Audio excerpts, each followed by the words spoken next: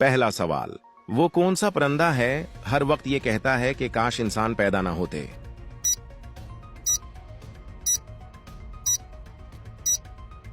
सही जवाब है फाख्ता। अगला सवाल, क्या आप जानते हैं अल्लाह ताला ने किस कत्ल को जायज करार दिया है?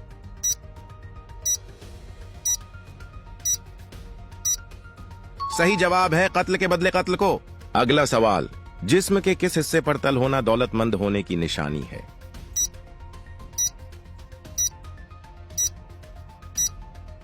सही जवाब है सीने पर।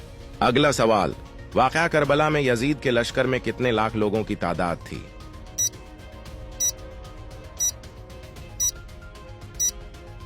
सही जवाब है 9 लाख। अगला सवाल, सानिहा करबला में हजरत इमाम हुसैन कितने दिन तक प्यासे रहे थे?